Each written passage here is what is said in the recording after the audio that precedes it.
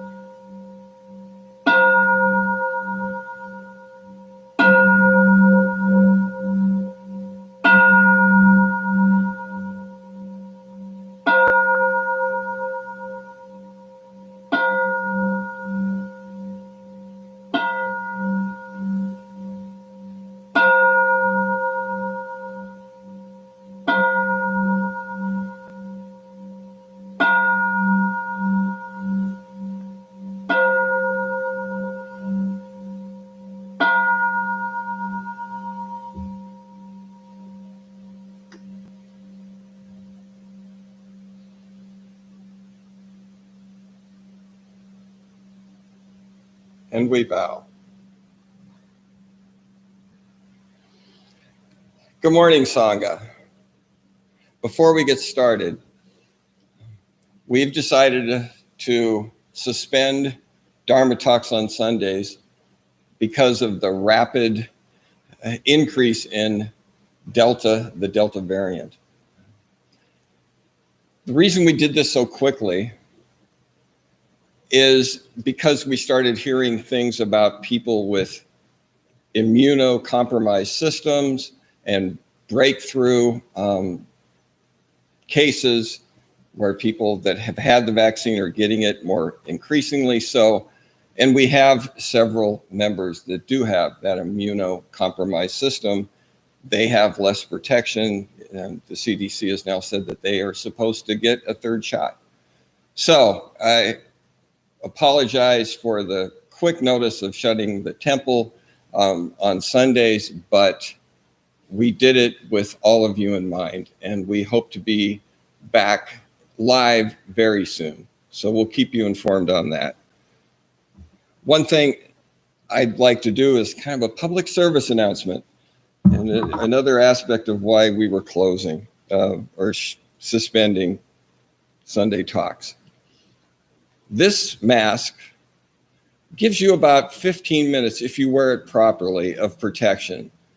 And this is, the more COVID bacteria you get in, or virus you get in your system, the quicker you get sick. These now are available, N95 masks. If worn properly, they can give you hours of protection. So just for your information, we have that in the chat box where you can get those masks. Also,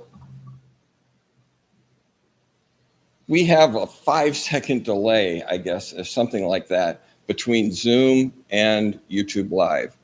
And I was going to have you in the middle of this talk. We were going to have a little meditation, and I was going to ask your opinions, your thoughts about what we're going to do after that meditation. But we're not able to do that. It does not work. So please join us on Zoom after the talk, and we can talk about what you thought about that particular meditation.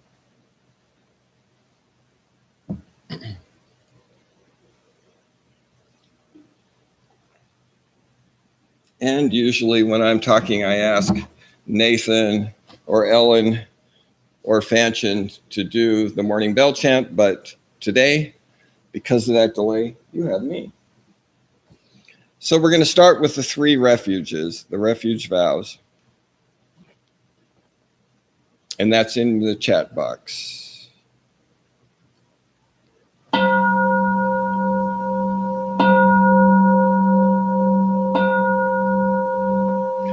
I go for refuge to Buddha, my deeply awakened mind, the living source of understanding and compassion, which must be cultivated to be known fully. I go for refuge to Dharma, the path of mindful living, leading to healing, joy, and enlightenment, the way of peace, which must be cultivated to be known fully. I go for refuge to the Sangha, the loving and supportive community of practice, realizing harmony, awareness, and liberation, which must be cultivated to be known fully. I am aware that the 3 jewels are within my heart. I vow to realize them. I vow to understand living beings and their suffering. I vow to cultivate loving kindness and compassion and to practice joy and equanimity. I vow to live simply and sanely, content with few possessions, and to keep my body healthy. I vow to let go of all worry and anxiety in order to be light and free. I am aware that I owe so much to my parents, teachers, friends, and all beings. I vow to be worthy of their trust, to practice wholeheartedly, so that understanding and compassion will flower, and I can help living beings be free from their suffering. May the Buddha, the Dharma, and the Sangha support my efforts. May the Buddha, the Dharma, and the Sangha support my efforts. May the Buddha, the Dharma, and the Sangha support my efforts.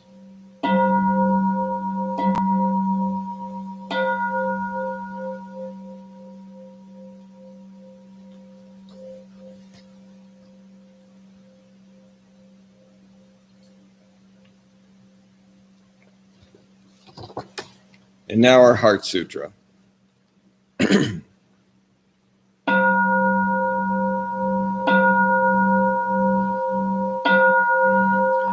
The Maha Prajna Paramita Hridaya Sutra.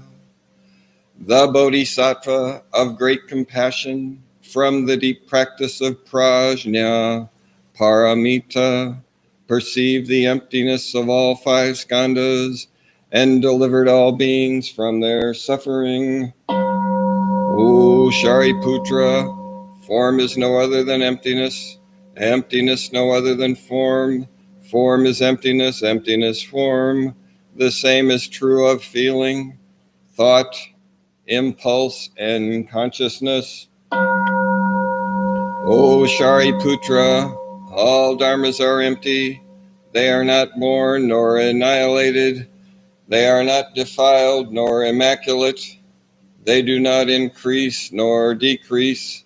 So in emptiness, no form, no feeling, no thought, no impulse, no consciousness, no eye, ear, nose, tongue, body, mind, no form, sound, smell, taste, touch, or objects of mind, no realm of sight, no realm of consciousness, no ignorance, nor extinction of ignorance, no old age and death, nor extinction of them, no suffering, no cause of suffering, no cease from suffering, no path to lead out of suffering, no knowledge, no attainment, no realization, for there is nothing to attain. The Bodhisattva holds on to nothing but prajna paramita. Therefore, the mind is clear of any delusive hindrance. Without hindrance, there is no fear. Away from all perverted views, one reaches final nirvana. All Buddhas of past, present, and future, through faith in prajna paramita, attain to the highest perfect enlightenment. Know then, the prajna paramita is the great Dharani, the radiant peerless mantram, the utmost supreme mantram, which is capable of allaying all pain. This is true beyond all doubt. Proclaim now the highest wisdom, the prajna paramita. Gate, gate, para gate, parasamgate, bodhisvaha. Gate, gate, para gate, parasamgate, bodhisvaha. Gate, gate, para gate, parasamgate, bodhisvaha. The Maha Prajna Paramita Hridaya Sutra.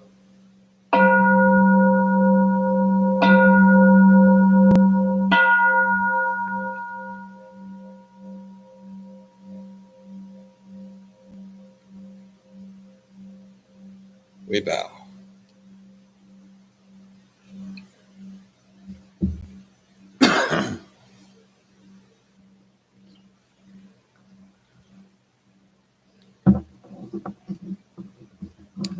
Today's talk is disturbing. It's going to be a tough one. The title is A Buddhist View of Suicide. Some statistics. In 2019, 3.5 million people seriously contemplated suicide. 1,380,000 tried it. 47,511 succeeded in killing themselves. I'm going to tell you a personal story that hopefully will dispel some of the misconceptions around suicide. I'm bipolar, which means I have a mental illness. Listening to Amko's talk, he said, nobody wakes up one day and just decides, they've been leading a wholesome, skillful life. And no, I think I'm going to be a serial killer today. Well, I guarantee you, I just didn't wake up someday and decide that I was going to have bipolar disorder.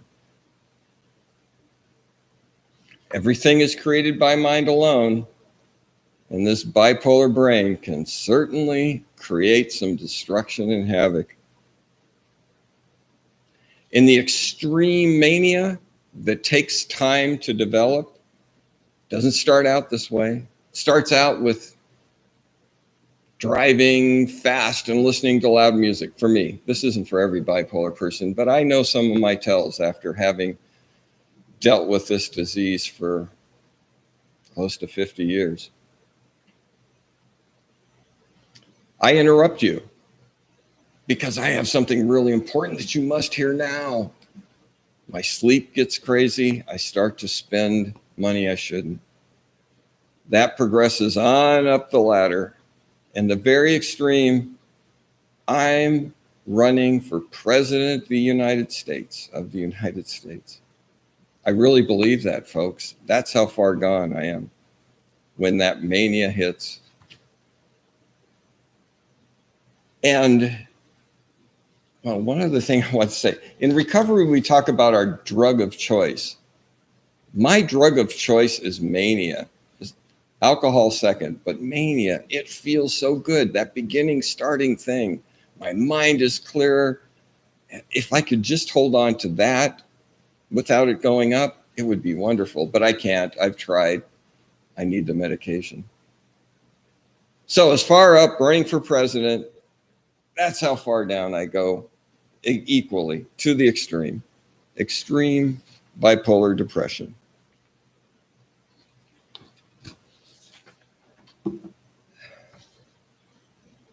So the depression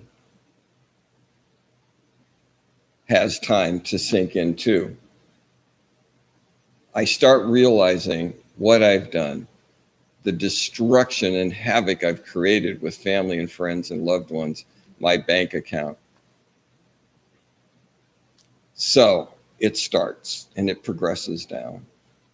And for me, I left Michigan in the mania, living in California, separated from my wife temporarily, Fanchen. And that's, well, yeah, that's one thing that's interesting. A couple weeks before my attempt, Fanchen called me. We had been talking, we'd been friendly. And she asked me, "Are you okay?" Because she felt something was going on. And I said, "Yeah, I'm fine." Robin Williams has a great quote. I really miss that guy. That was a real tragedy. He says, "People do not fake depression. They fake being okay." So going down that ladder or going down that staircase to the bottom to the suicide attempt, it started building and building. I was looking at my shotgun thinking, well, maybe I can do that, but the shot, it would be a hell of a mess for people to clean up, and I might injure somebody if it goes through me and goes through the wall. The last attempt, 2007, December 3rd or 4th, 2007. Before that, just before the final attempt, I drove out to the Golden Gate Bridge. I had it all planned. I had a note. I figured out how to leave the keys so they could get my car. I walked out to the bridge. I was not going to jump into the water because I know that several people did that and survived. Most died, but a few lived. And in an interview with those people, a reporter found out that to a person, every one of them, as soon as they left the bridge, they got about 3 seconds, I think, until they hit the water, regretted it.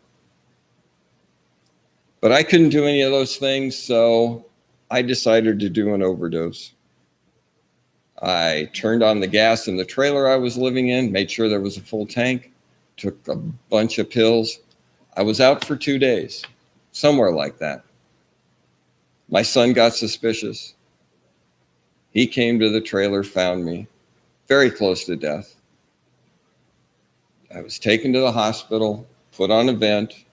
My loved ones were told that I might still die or I might be brain dead, brain damage.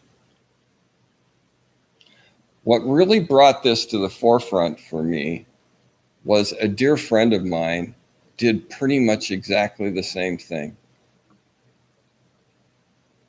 Amco did another one where he said, we don't really know another person. We know what we think about another person. Well, I have some thoughts about my dear friend. And we have extremely similar histories, but not exactly the same. I don't know my friend. I know what I think about my friend. I get closer. I'm probably closer than most of the population because I'm bipolar and my behavior goes similarly. But I don't absolutely know that person. I called my friend just a couple days before he tried the suicide. And he said, I'm fine. And I knew he was being depressed. And now I'm fine.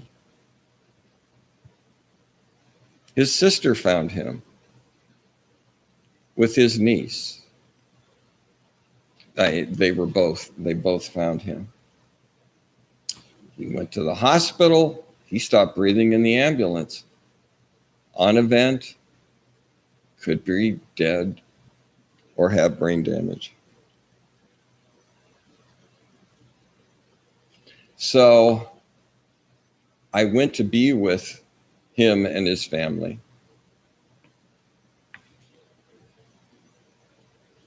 And there was some serious anger and frustration and fear going on in that family. There were things like, how could he do this? What the hell's the matter with him? He's a coward, he's selfish. Other judgments.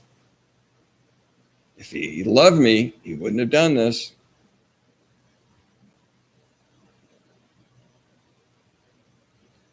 They're thinking they know him. And they know what his motivations were.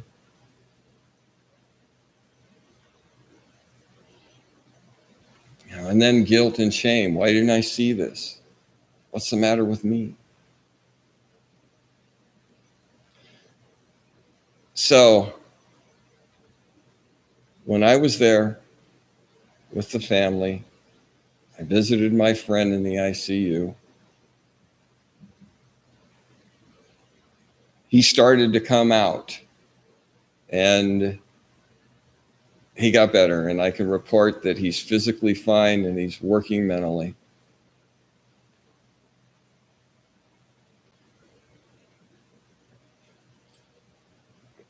It took me a while, almost a while. It's almost been 14 years since my attempt. It took a while to get stuff back together, and he's working on it. So in the middle of this visit, because of my Buddhist practice, dedicated to a contemplative way to live, a Buddhist practice, meditation, and my recovery, which I have 24 years clean and sober, 14 this time because of that drug overdose and a few other things. So I'm running around doing some errands for the family, and my friend's niece, Audrey, needs to be picked up from her work. And on my little phone, I have text messages that read to me. So I'm driving in the car and I get a text message. The message says that 2 of my grandchildren have COVID. Nothing else, just that. I'm 5 minutes out from picking up Audrey. Now, I think I was a force of love and compassion in that family. And I don't think I was stuffing any feelings. I think I was being true to myself, my practice, my recovery. I know if I'd been drinking, it would have been all about me and my pain, kind of like some of his family. But because of that practice, I was able to be a force for good. And let me tell you, folks, I'm nothing special. That's not special. That's just what all of us are capable of. We dedicate ourselves to a practice. And if you need recovery, do that.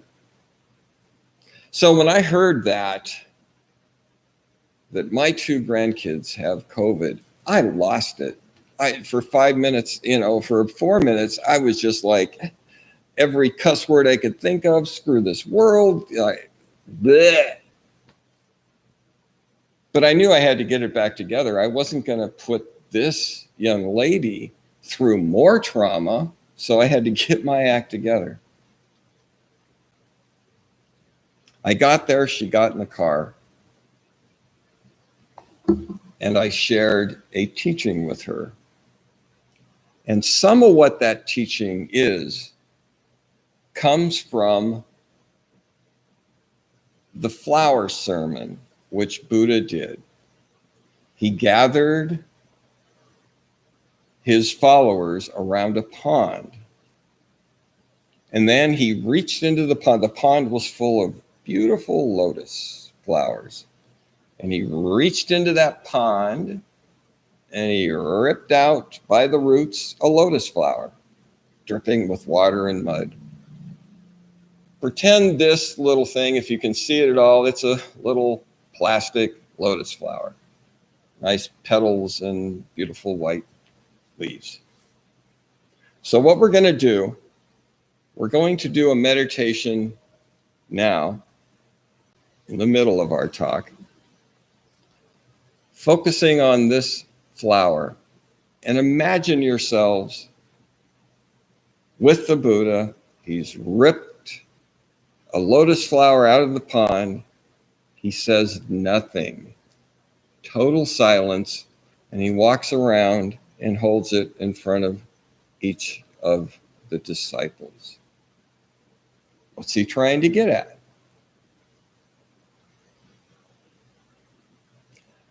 I'll tell you one thing. Only one person got it. Everybody else was kind of like, But one person got it. And Buddha knew he got it because he smiled widely.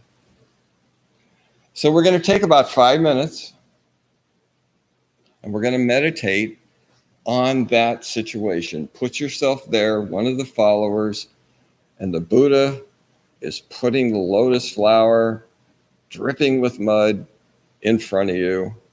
And then he walks to the next, and he walks to the next, and next, and next.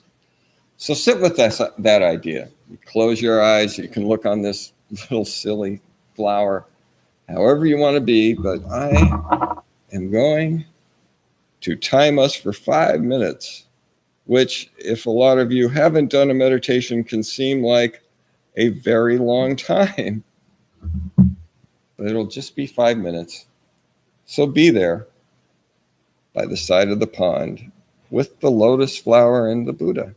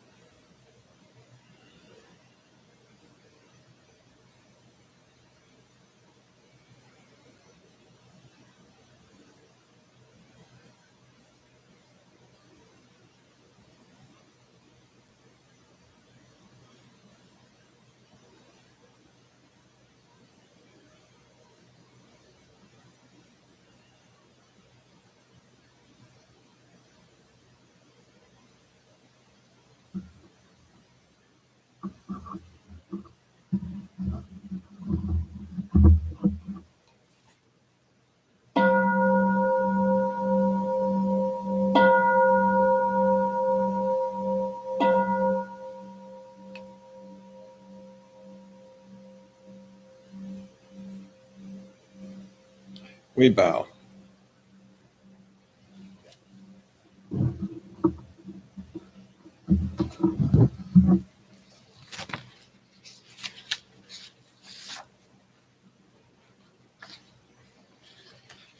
So at this point, I was going to ask you what your thoughts are. And we're going to go downstairs afterwards, get on Zoom if you want to join us, and we can talk more about that. But I'll guess at some things. No. You might have been thinking about the lotus. It's a pretty flower. I love that kind of flower. And some of the symbolism of it, if you know about it, which a lot of people do. Or it's silly, I don't get this. What the heck am I supposed to get out of it? I don't like those flowers, whatever. Your opinions about things, when we hold on to our opinions,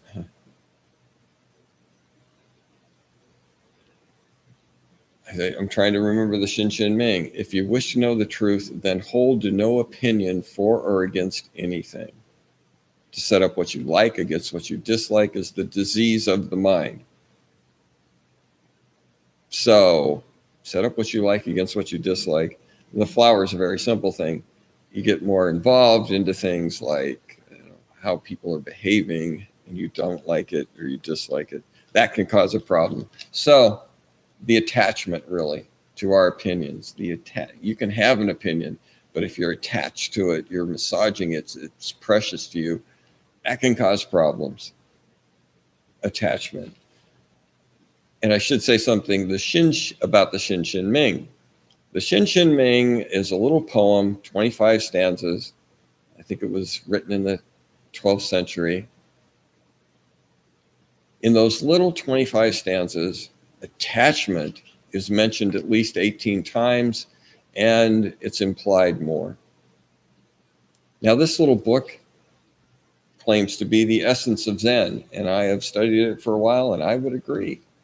My first teacher said, this little booklet is all you really need to know to understand Zen. And more on the Shin Ming will come. But if we can just stick to the facts, then it's much easier to unattach. Sticking to the facts is something in Buddhism called thusness. Seeing things just as they are, without all our colored glasses, barely looking through our ignorance and our opinions and our prejudices and our judgments. Setting all that aside. So that's what I explained to Audrey. That's the idea that came to me.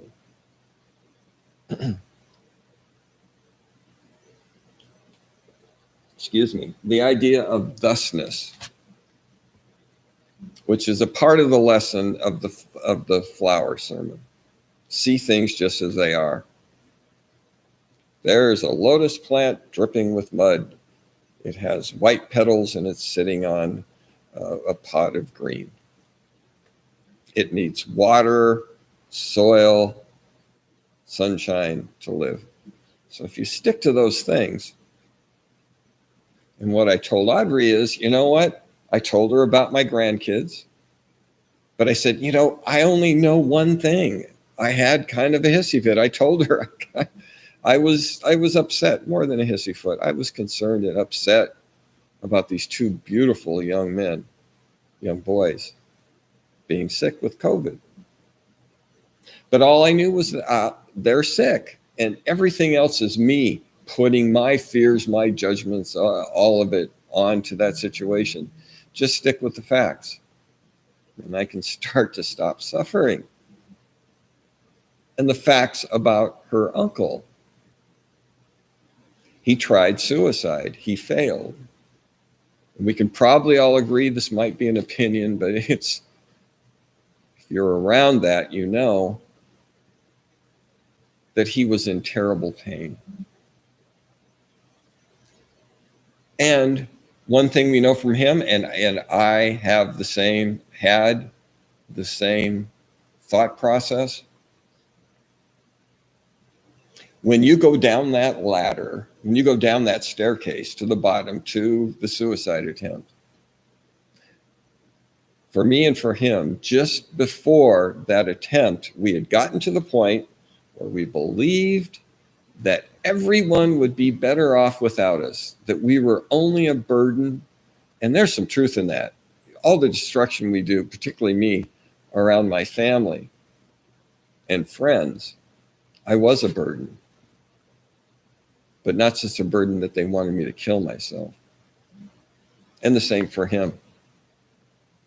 But that's another, I would say, fact. We got to that point where we thought we were a burden. And let me say, suicide, it doesn't just happen with bipolar depression. It happens with depression. It happens with schizophrenia. There are many different ways we can get to that point. And one thing I didn't insert here, I want to make sure I do, is in the chat box, there's a suicide prevention hotline, national hotline, that can give you a lot more information on how to help a loved one that is going through that. And one thing you can do is, if you ask and you keep on pestering them, but also if you really think it's happening, which his sister thought that something was going on. She had a wellness check done on him, but they didn't find him. He wasn't in the place she thought he was. But that's the final resort. That's about the only thing you can do at that point where you really think, oh, they might have done that. You can call the police and ask for a wellness check. And if they think there's anything wrong, they will put him into the mental hospital on a 3-day hold to start. 5150, I think it's called. Anyway, so that's one thing as a loved one you can do. There's much more information on that hotline. And if you're depressed, and 1 in 10 of us are, so there's some listening here that are depressed. And if you're going down that ladder, please talk to someone. Get some help. Don't go all the way down. So, the flower sermon. It's the origin of Zen. Zen stresses the wordless insight, transmission of wisdom. And, I can't say his name, Shakapaya was the disciple that understood, and the transmission of wisdom from the Buddha to him.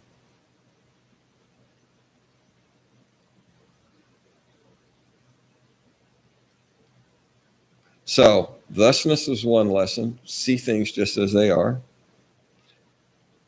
There was the symbolism of the lotus flower. It's in the mud. Let's look at the mud as suffering, and the flower as the pure mind.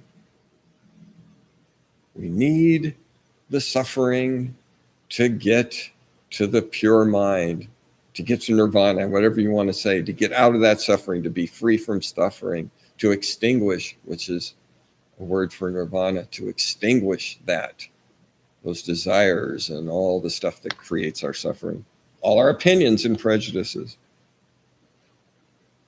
So we leave the monkey mind of the mud, the suffering. We evolve into the clear mind, the flower. One of my students, Yong Su, kind of hit this on the head when she was talking about the mud. She says, you got to love your suffering. I've heard it in various ways. That one kind of, really? Love your suffering. How interesting. Hadn't heard it that way before, Yong Su. But without the suffering, there is not the other side. When we say same thing, it's two sides, same coin. Suffering, nirvana, freedom, enlightenment, awakening, whatever words you want to put on it.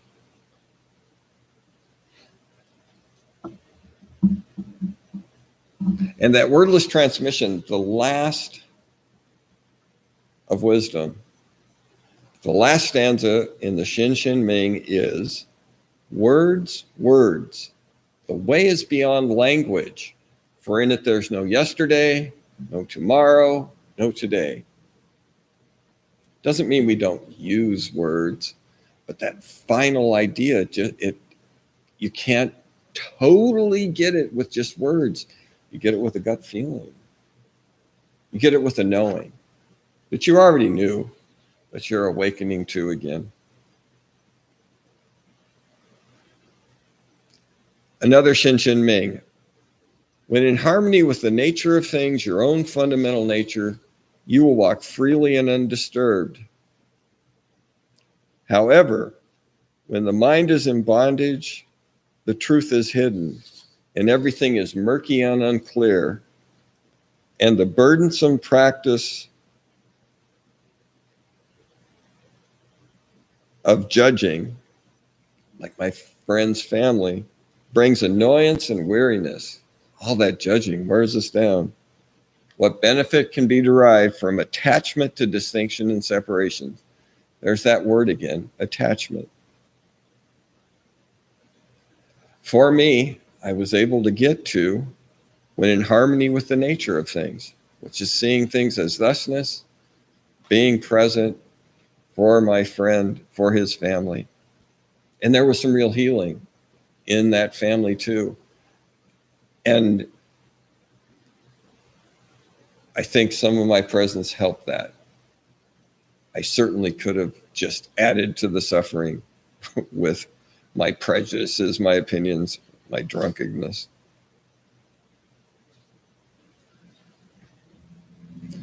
So stick with the facts. Don't attach. Attachment causes suffering. Don't think you know someone. You know what you think of them, but you don't totally know. But if you get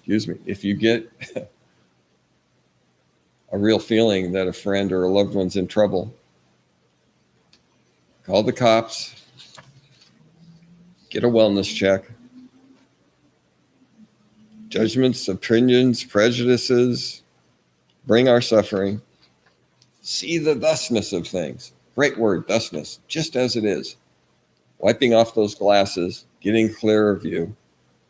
Then they'll get foggy again. Wipe them off, get back. Then it'll get foggy. Just kind of like our meditation, where we wander off, bring ourselves back with our breath to the center.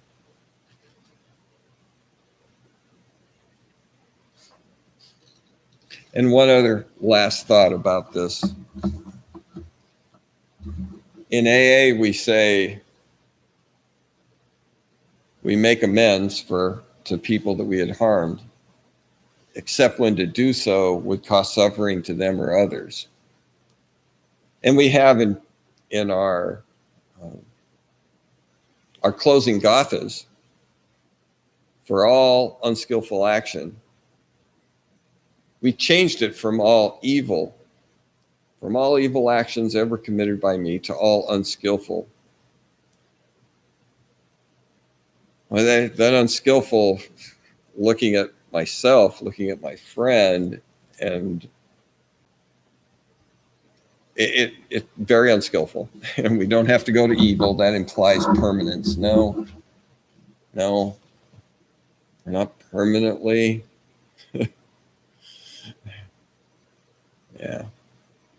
Defective. We're not inherently defective. That's the word I wanted to use.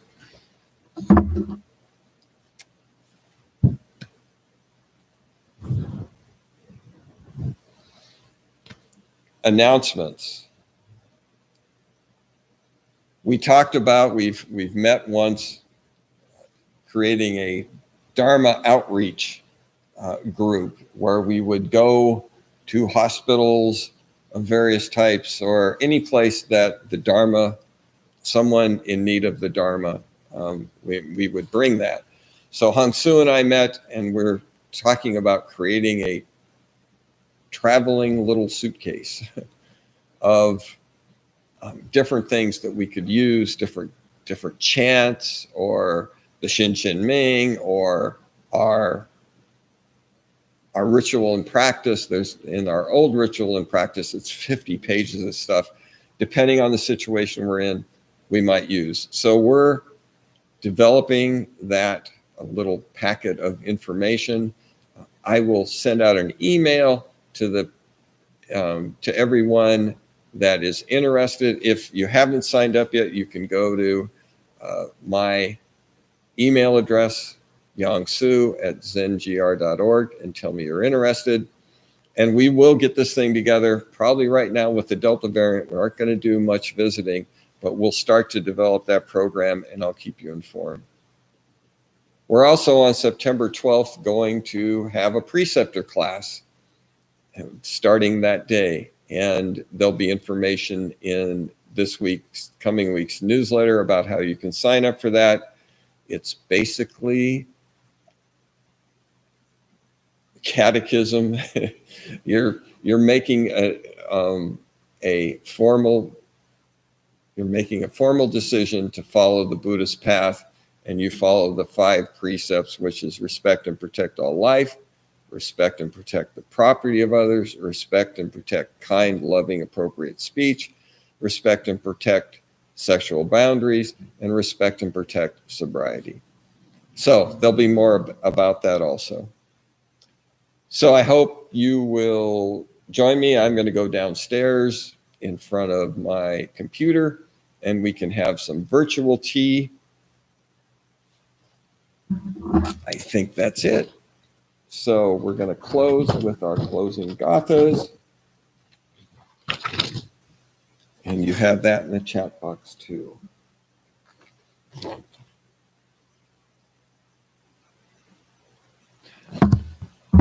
We say together, for all unskillful action ever committed by me since of old, on account of my beginningless greed, anger, and ignorance, born of my body, mouth, and thoughts, now I atone for them all. Vast is the robe of compassion, a formless field of benefaction. I wear the Buddha's teachings for the benefit of all sentient beings. All beings, one body, I vow to liberate. Endless blind passion, I vow to uproot. Dharma gates without number, I vow to penetrate. The great way of Buddha, I vow to attain.